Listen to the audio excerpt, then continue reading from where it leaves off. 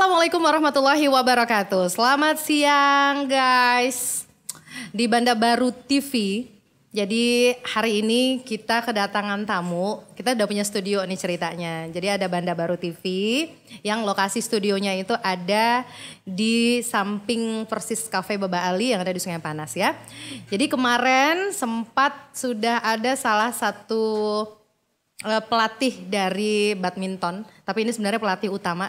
Sebenarnya sebelum ada pelatih, jadi ada asisten-asistennya. Jadi pelatih ini sebenarnya banyak asisten, tapi berhubung kemarin kita sudah langsung ke pelatihnya, sekarang kita akan berbincang-bincang santai dengan salah seorang asisten pelatih dan kali ini bukan laki-laki, tapi wanita.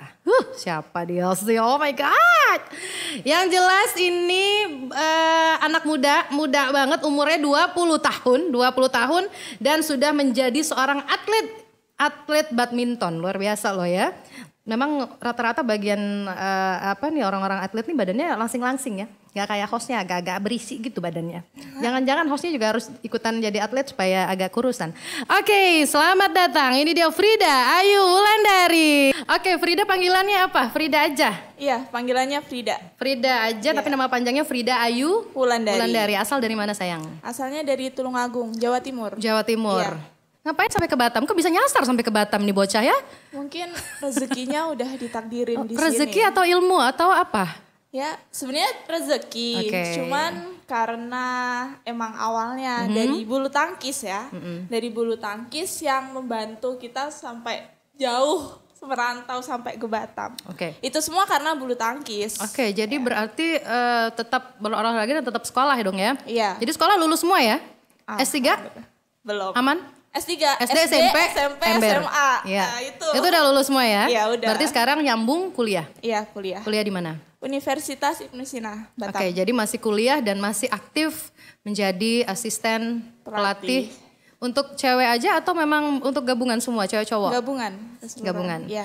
Bisa menceritakan bagaimana perjalanan seorang Frida sampai menjadi seorang asisten pelatih di Banda Baru Club? Dulu awalnya sebelum jadi pelatih, saya jadi atlet. Karena atlet dari SD, SMP?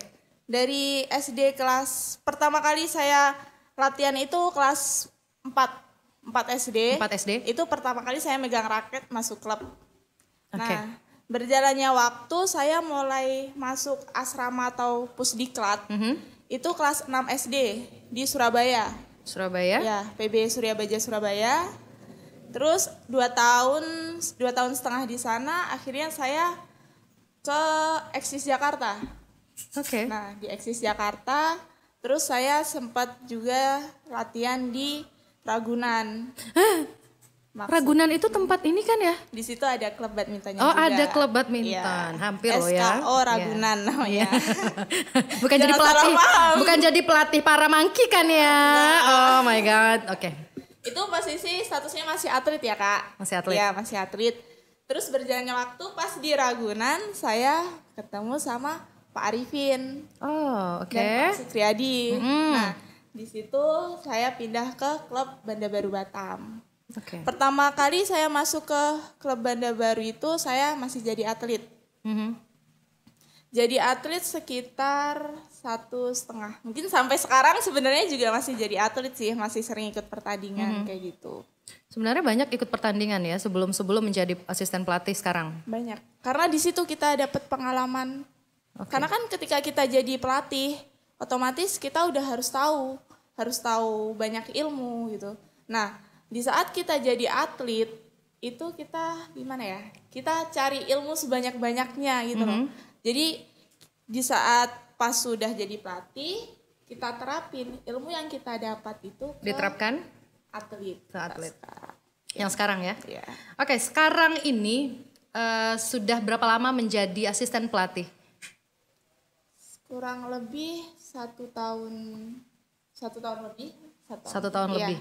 Berarti sudah bertemu dengan para calon atlet internasional. Amin. Iya, amin. Bagaimana suka duka kesan dan kesan selama melatih para calon atlet-atlet dunia ini? Itu luar biasa atlet dunia cuy. Gimana ya, kalau jadi pelatih sama jadi atlet itu beda. Iya beda. Kalau jadi seorang pelatih, apalagi menurut saya salah satu pelatih muda gitu. Otomatis saya harus bisa berpikir dewasa kan. Harus mengontrol emosi, apalagi kayak melatih anak-anak yang kadang apalagi anak zaman sekarang yang moodnya naik turun dan banyak galaunya. OMGGA, LAU galau ya. Oke, karena umur usia berapa yang sekarang dilatih ini? Saya pengen tahu usianya, jadi kelihatan nih tingkat kegalauannya itu. Rata-rata usia remaja. Iya, rata-rata usia remaja. Dan itu moodnya memang naik turun ya. Nah, problem banget nggak itu ya? Iya, di situ kita sebagai pelatih harus tahu situasi dan kondisinya. Kapan kita harus menekan atlet, kapan kita harus tahu situasi atlet. Apalagi cewek ya, tahu. Oh iya dong, cewek, ada waktu-waktunya ya. Gitu. Jadi kita harus tahu lah. Gitu. Jadi banyak sih kalau kesan dan pesannya dari segi apa ya kak? Apa aja? Banyak banget. Mungkin faktor sekarang kan sudah lama pasti tidak bersama keluarga ya. Iya. Pasti ngumpul dengan teman-teman murid anak-anak atlet yang ada di sini. Iya. Mungkin ada ininya yang mungkin ingin disampaikan. Karena dulu mungkin Frida sebagai murid, bukan sebagai pelatih. Iya. Nah sekarang kondisinya Frida sebagai pelatih. Iya. Ada sih, mau ngomong aja gini, jadi atlet itu nggak gampang, nggak semudah yang orang-orang bayangkan. Iya dong. Mungkin orang di luar sana tuh taunya cuman enaknya aja gitu. Enaknya apa? Enaknya apa? Kayak enak ya juara. Tapi proses untuk menjadi sang jawara itu yang tidak mudah. Iya, kadang yang orang-orang nggak tahu. Nah, atlet di sini kayak anak-anak latihan bangun subuh gitu kan. Bangun sholat subuh, selesai sholat langsung latihan, lari ini itu, habis itu dia istirahat, habis itu latihan lagi, belum belajarnya, ada yang sekolah kayak gitu. Banyak menerima keluhan-keluhan dari anak-anak? Kalau rata-rata anak-anak mungkin mengeluh tentang ya capek gini-gini. Oh capek doang ya? Ya mungkin ada yang galau-galau dikit gitu. Jadi tempat curhat juga dong. Wajar sih, wajar. Tapi ya dia harus udah tanamin sama diri dia. Ini adalah pilihan profesi ya, profesi saya sebagai atlet gitu. Profesi saya sebagai atlet, otomatis saya juga harus terima konsekuensinya gitu. Konsekuensi saya jadi atlet, saya harus bekerja keras, harus tahan banting kayak gitu. Ya. Sekarang boleh nggak diceritakan kegiatan dari awal, dari pagi hari kegiatan di awal para atlet ini? Karena Frida juga berada di asrama kan, di asrama yang sama. Iya. Nah, bisa diceritakan nggak? Boleh. Jadi pagi itu anak-anak kan bangun kayak biasa, sholat subuh gitu. Habis sholat subuh lanjut latihan pagi. Latihan pagi sampai jam 9. Itu latihan udah masuk ke lapangan? Iya. Atau hanya pemanasan di luar? Enggak, gitu, udah jogging? masuk lapangan. Terus begitu latihan sampai jam 9, dia sarapan. Oke. Ya, sarapan, terus istirahat siang, makan siang, latihan lagi kita jam 3. Oke, jadwal padat. Sampai jam? Latihan jam 3 sampai jam 6. Sampai maghrib. Ya. Maghrib break. Sholat, makan malam. Habis itu kita ada ngaji. Ada pengajian. Setiap malam? Untuk saat ini malam Jumat. Malam Jumat doang? Ya, malam Jumat. Cuman insya Allah kedepannya bisa setiap hari. Ada hari-hari tertentu yang mungkin diliburkan? Iya, ada. Break dulu? Iya, untuk hari Sabtu itu kita latihan pagi aja. Sabtu latihan pagi aja. Jadi siang, sore udah nggak ada ya? Iya, nggak ada. Minggu istirahat total. Iya, total. Boleh pulang nggak ke rumah tuh anak-anak yang di asrama? Tergantung rumahnya. Kalau rumahnya Pulau Jawa nggak memungkinkan buat dia pulang nggak. Jadi sebenarnya di asrama ini ada berapa orang wanitanya, ceweknya? Ceweknya itu ada 12, 15. Banyak banget ya, itu keseluruhan ya? Ya, itu keseluruhan. Kalau yang asrama ada 5. Ada 5? Iya. 5 cewek? 5 cewek. Sisanya cowok semua tuh? Iya, cowoknya ada 4. Okay. Itu yang asrama belum termasuk yang reguler ya. Oke, jadi dari asrama dengan reguler punya timing yang berbeda atau memang disatukan semuanya waktu pada saat latihan? Oh, enggak, beda. Kalau buat yang asrama sehari latihan kita sehari 2 kali. Tapi kalau buat reguler itu latihannya sore aja. Oh, jadi pagi khusus untuk yang ada di asrama. Iya, asrama. Oke. Kalau ada calon-calon atlet yang ada di luar Batam, emang boleh masuk ke area tempat pelatihan di Batam di sini? Masuk ikut register? Boleh ya? Maksudnya misalkan dia menjadi mau peserta. masuk klub. Masuk klub sini. Boleh. Jadi memang ini sebagian memang rata-rata bukan orang dari Batam. Kalau yang di asrama ada juga orang Batam, ada yang dari juga Batam. enggak. Cuman kan kalau yang masuk asrama kan dia mempunyai tingkatan yang lebih tinggi daripada yang atlet reguler.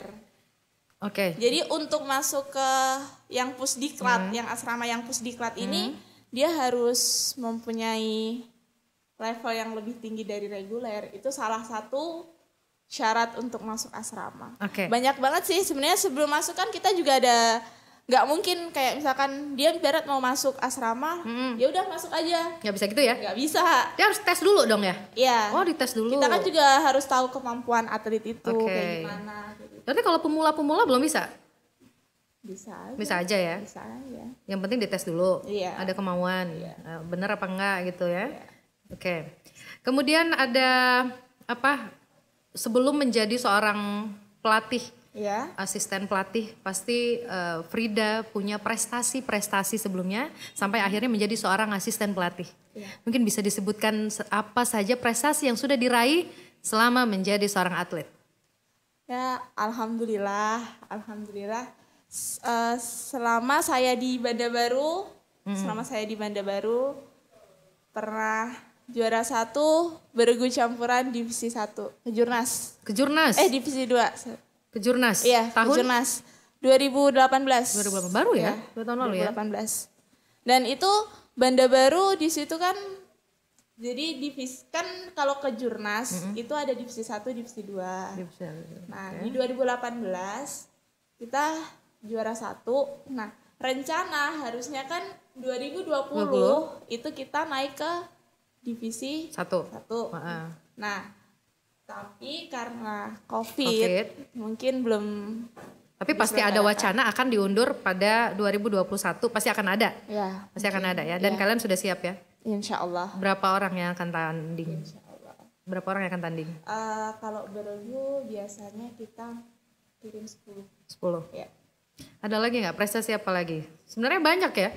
Juara 1 Kejurnas bergu, juara 1 ganda dewasa. Masih ingat nggak prestasi-prestasinya selama ini? Masih? Iya. Ada ratusan prestasi? Puluhan ya. Nggak ngalah-ngalahin sama Pak Arifin ya. Masa mau ngalah-ngalahin Pak Arifin. Tapi semua masih disimpan.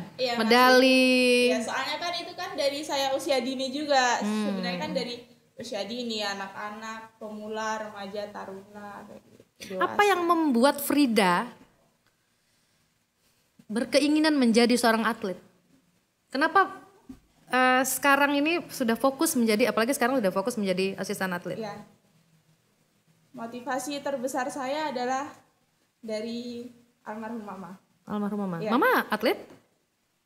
Dulu pas masih SMA, dia suka olahraga gitu. Suka olahraga, tapi bukan atlet ya? Bukan atlet, tapi sering kayak aktif orang lapangan gitu. Terus berjalannya waktu itu, karena dulu pas SD, mama kan sebenarnya guru. Nah, saya itu disuruh les. Lesnya les apa? Les pelajaran. Gitu. Les pelajaran. Terus tapi saya tuh kabur terus. Kenapa? Kabur terus karena nggak mau gitu. Tapi kalau diajak kayak olahraga gitu suka. Oh, doyan. Lu tomboy kayak ini anak nih. Dan kalau di sekolah itu lebih dominan kayak suka olahraga gitu. Tapi emang sebelumnya emang nggak pakai hijab ya? Enggak. Kenapa saya di Banda Baru. Kenapa memilih berhijab? Karena ada dukungan dari Pak Supriyadi. Oh gitu. Ya. Jadi memang satu-satunya atlet badminton di sini nih cuman Frida yang pakai hijab. Sebenarnya ada atlet ada kecil, juga? ya ada juga. Atlet kecil Banda Baru yang sudah pakai jilbab. Tapi insya Allah saya pengennya buat atlet-atlet cewek Banda Baru semoga cepat berhijab. Pakai hijab. Iya, insya Allah. Ada ini nggak kendala nggak pada saat melakukan gerakan-gerakan di bulu tangkis dengan memakai dan tak memakai hijab? Sama aja. Sama aja, nggak Semua ngaruh ya? karena terbiasa sebenarnya. Cuman mungkin kalau awal-awal kayak gitu kita kayak masih nggak pede atau gimana ya, belum nyaman gitu. Tapi setelah berjalannya waktu itu udah biasa aja. Karena kan emang sebenarnya kan hijab juga wajib untuk muslim. Aurat ya. Ya, aurat juga. Keinginan terbesar Frida Keinginan saat terbesar. ini? Dulu semenjak saya jadi atlet, keinginan terbesar saya ingin menjadi atlet profesional. Atlet profesional. Ya kan, atlet profesional dan atlet Internasional. Ya, Go internasional. Nah, kayak gitu. Udah ngelalin artis pokoknya mah ya. Kalau sekarang saya ingin menciptakan atlet yang dia profesional dan bisa bersaing internasional bahkan dunia. Luar biasa. Insya Allah. Ya, karena memang salah satu keberhasilan seorang guru, seorang suhu melihat yang dididiknya menjadi orang ya. Iya, menjadi orang yang berhasil. Benar-benar. Luar biasa, cita-cita mulia ya. Oke, sampai dengan sejauh ini ya. Apakah sudah bisa dilihat perkembangan dari anak didik nih, atlet-atlet kita yang ada di Banda Baru? Sudah bisa dilihat ini kayaknya bakal jadi atlet internasional, udah bisa dilihat nggak? Sebenarnya dari kita pelatih-pelatih itu kita sudah punya gambaran sendiri sih Kak. Udah punya gambaran. Cuman semua itu tergantung atletnya. Pelatih itu cuman ngedukung, membantu, dan mendorong supaya dia berhasil. Tapi semua tergantung sama atletnya. Sama atletnya bagaimana juga perannya kepada para atletnya ya. Peran utama di atlet itu sendiri karena dia yang menjalankan. Gitu. Anda usianya 20 tahun loh Frida. Iya. Udah kayak emak-emak ya. Maksudnya emak-emak udah banyak anak loh. Gile. Tapi sebenarnya ada nggak cita-citamu yang sampai saat ini belum terkabul? Cita-cita yang belum terkabul. Ada nggak? Pasti kalau namanya cita-cita tuh pasti pengennya kan yang lebih. Cuman kalau Frida disyukurin aja lah sekarang. Nanti berjalannya waktu pasti namanya kita cita-cita otomatis kita mau menggapainya kan. Tapi kalau kita terus bersyukur, bersabar kayak gitu pasti nanti cita-cita itu tercapai ya. Tercapai. Sepanjang menjadi seorang atlet atau sekarang sudah menjadi asisten atlet, sudah keliling kemana aja Frida? Kayaknya asik loh menjadi seorang atlet tuh. Ikut perlombaan sana, perlombaan sini, dalam dan luar negeri. Ya bener ya? Benar. Jadi kalau ke luar negeri nih kemana? Udah kemana aja? Alhamdulillah udah sampai Thailand. Wow. Sama Malaysia. Thailand dan Malaysia. Menjadi jawara saat itu? Waktu di Thailand, alhamdulillah saya juara 1. Wih, single? Enggak, double. Ganda putri. Ganda. Ya, ganda putri tahun 2014 atau 15. 15 di sana. Kalau yang Malaysia saya barusan 2 tahun yang lalu. 2 tahun yang lalu ya Malaysia. Kalau nasional? Yang nasional mana aja? Udah keliling seluruh Indonesia nggak? Kayaknya banyak banget. Ntar minta ajak ya, diajakin ya Pak Arifin ya. Kalau ada pertandingan Fridanya dibawa loh gitu. Tapi memang ada ininya, ada memang kesenangan di badminton ini juga ikut kejuaraan. Enaknya begitu juga ya, kemana keliling-keliling ya. Jadi tahu ya Indonesia, tahu luar negeri. Masih pengen jadi atlet atau tetap jadi asisten pelatih aja? Saya pengen jadi dua-duanya. Oh, dua-duanya. Jadi memang banget ya kayaknya, mintanya dua-duanya. Tetap mengatasnamakan Banda Baru ya. Iya, benar. Kenapa betah di sini? Kenapa betah di klub Banda Baru? Di sini banyak pengalaman yang saya dapat. Banyak banget di Apa yang menjadi akhirnya tidak bisa berpaling ke lain hati, mungkin Musik, tidak ingin kembali bahasanya ya anak milenial banget. Anak-anak Apa? ABG sekarang Iya, ya anggap saja berpaling begitu. Padahal ya yang hostnya emak-emak. Oke, terus Nak, silakan. Di sini banyak orang-orang terdekat yang selalu ngasih motivasi Frida. Oke. Nggak perlu Frida sebutin satu-satu, hampir semua. Hampir semua. Ya. Terus juga salah satunya dari pemilik Banda Baru yang selalu mendorong Frida buat belajar menjadi pelatih. Jadi kayak belajar ibarat menjadi ibunya anak-anak. Meskipun belum jadi ibu, jadi harus tahu gitu. Gimana perasaan lu menjadi ibunya anak-anak nih saat ini? Kalau mereka nangis lu ikut nangis nggak? Yang ada mereka dengerin lu cerita curhat. Benar-benar. Jadi memang kayaknya harus mengikuti perkembangan zaman. Jadi kayak sekarang ini kan zamannya anak-anak bermain-main TikTok-an atau apa. Anda sebagai gurunya juga ikut-ikutan sepertinya. Itu benar? Wah, kayaknya kalau di sini ditanya. Apakah itu benar? Luar biasa Benar. ya. Benar. Tapi memang karena memang usia masih muda juga ya. Tapi memang jiwanya sudah mulai keibuan ya. Kapan nikah? Pertanyaan. Kapan nikah? Masih lama. Masih lama. Pengen suami atlet juga? Belum tahu itu. Belum tahu ya. Tapi jadi Kenapa pertanyaannya menjurus ke situ? ya karena udah mulai ibu-ibu ya kan. Oke Frida, kamu punya sesuatu yang ingin kamu sampaikan kepada anak muda Indonesia khususnya, barangkali yang punya keinginan untuk menjadi seorang atlet tapi belum kesampaian atau mungkin orang tuanya belum, mungkin orang tuanya nggak tahu kalau anak ini sebenarnya punya potensi di badminton. Kamu punya ini nggak motivasi mungkin buat teman-teman itu, atau mungkin punya saran apa yang harus dilakukan? Karena pasti di luar sana itu banyak calon-calon yang belum tergali, ya kan? Lagi mungkin dari anak kecil kayak gitu. Padahal dulu kita ini mainannya raket-raketan di depan rumah gitu kan? Nah, benar ya.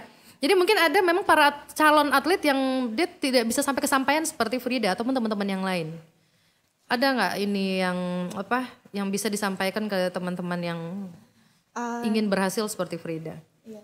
Mungkin pertamanya kalau dari kecil kan harusnya orang tua lebih ngerti ya. Orang tua harus lebih aktif melihat perkembangan anaknya. Nah kalau orang tua kagak ngerti-ngerti gimana? Dideketin aja, Pak gue pengen jadi atlet nih gitu ya. Tapi biasanya kan kalau misalkan anak itu suka bulu tangkis Kak, dia pasti kelihatan dari kecil. Iya gitu ya. Iya, jiwa atlet itu pasti kelihatan dari kecil. Percaya nggak percaya itu sebenarnya pakai darah dari orang tua nggak? Misalnya orang tuanya seorang atlet, ini anaknya nih kudu jadi atlet nih. Dia biasanya ngaruh nggak itu? Sebenarnya nggak harus. Nggak harus ya. Tapi biasanya ada pemaksaan juga kayaknya. Iya. Di sini nih pemaksaan empatnya anak tuh kayaknya semua dipaksa jadi atlet. Ya? Yang punya. Oh iya. Tapi bagus ya. Tapi bagus iya. Ya ampun, dan kayaknya memang punya darah atlet semua tuh empat-empatnya. Ngomongin siapa kita? Tapi kan kalau atlet kayak gitu kan dia lebih bisa mandiri. Apalagi masuk asrama kan. Atlet yang masuk asrama itu rata-rata pasti mandiri. Oke, saya penasaran, masuk awal asrama nih bocah-bocah ya. Nangis nggak? Karena jauh dari orang tua, nangis nggak? Ada yang nangis. Ada yang nangis. Bombay juga. Ya pastilah namanya jauh dari orang tua kayak gitu, pas lagi kangen telepon. Tapi boleh kan? Boleh nelpon orang tua kan? Boleh. Tapi sebenarnya diwajibkan tidak memakai handphone di asrama. Diwajibkan tidak memakai handphone. Tapi kita ada kelonggaran. Ada waktu tertentu yang boleh. Boleh masih komunikasi dengan orang tua. Karena kita juga ngerti kita nggak mungkin membatasi komunikasi dengan orang tua. Nggak mungkin, karena saya tahu gitu orang ngerasain ya. Orang tua di sana pun juga harus tahu kabar dari anaknya gitu kan. Ini Frida nggak sama orang tua di sini? Nggak. Orang tua di mana? Di rumah. Di rumah. Orang tuamu nggak kehilangan kamu ya? Nggak. Nggak ya. Duh, sedih banget sih Oke, terakhir Frida. Mungkin Frida harus menyampaikan sedikit pengalaman Frida sampai akhirnya Frida menjadi seorang pelatih yang tangguh kepada calon dan kepada para atlet yang saat ini sedang berada di dalam kasih sayangmu. Karena jadi mama juga nih. Ada sih motivasi aja. Motivasi buat para atlet atau dan calon ya. Atau calon atlet. Mumpung kalian masih muda atau gimana ya, mumpung kalian masih muda tuh kalian cari pengalaman yang sebanyak-banyak. Jangan membatasi kemampuan kalian, jangan membatasi diri kalian untuk sukses. Oke. Tapi ingat, sukses itu perlu kerja keras. Oh iya. Dan berdoa. Itu pasti. Ikhtiar ya. Satu yang paling penting, minta restu sama kedua orang tua. Itu paling penting. Kalau kita cuman berusaha berdoa tapi kita tanpa restu orang tua, itu kurang, kayak ibarat ramuan itu ada yang kurang. Ada yang kurang. Iya. Manis asam asin rame rasanya. Jadi kalau asin nggak ada itu kayak emang kurang ya. Karena saya selama saya jadi atlet, saya utamain pasti minta doa sama orang tua. Dimanapun itu, misalkan mau pertandingan atau apa, pasti telepon dulu. Ya, restu orang tua itu paling penting kan saya. Oke, luar biasa. Seorang Frida umur 20 tahun sudah menjadi seorang asisten pelatih. Oh ya, ada lagi nih, saya lupa. Sering dimarahin sama pelatih nggak, asisten? Jangan-jangan nih asisten sering dimarahin sama pelatihnya. Tapi sebenarnya asisten itu juga sebelum tempur menjadi seorang asisten kan sudah terbiasa menjadi atlet ya. Jadi udah terbiasa tangguh gitu ya. Apalagi kan kalau atlet-atlet udah sering dibentak-bentak pelatih, hatinya udah pada kuat gitu. Alhamdulillah, ternyata beliau sampai sekarang masih eksis dan masih kuat. Oke, Frida terima kasih banyak. Insya Allah kita akan berjumpa lagi di lain kesempatan, mungkin dengan tema-tema kita yang berbeda. Karena memang hari ini kita memang mengulas profilnya seorang Frida, atlet muda yang sekarang menjadi seorang asisten pelatih. Asisten pelatih di Banda Baru. Apa Banda Baru apa? Banda Baru Batam. Iya, Banda Baru, dia kan ada community, badminton community-nya gitu ya. Tapi kalau setahunya Frida, di Batam sendiri ada berapa? Tahu nggak? Klub. Klub. Di Batam masih dikit. Banyak ya? Enggak. Sedikit ya? Masih dikit sih di sini. Ada 5. Tapi ada nggak pertandingan-pertandingan lokal area? Ada. Ada ya? Tapi ngikut terus ya? Iya. Oke, sepertinya yang selalu menang adalah dari Banda Baru ya? Iya. Luar biasa lu. Support terus seluruh atlet yang ada di Banda Baru dan pastikan Anda juga menjadi salah seorang atlet dari Banda Baru badminton yang berada di Sungai Panas dan bisa membangkitkan lagi gairah anak-anak muda untuk melakukan hal-hal positif seperti olahraga. Salam olahraga, sampai jumpa di podcast kita selanjutnya. Wassalamualaikum warahmatullahi wabarakatuh.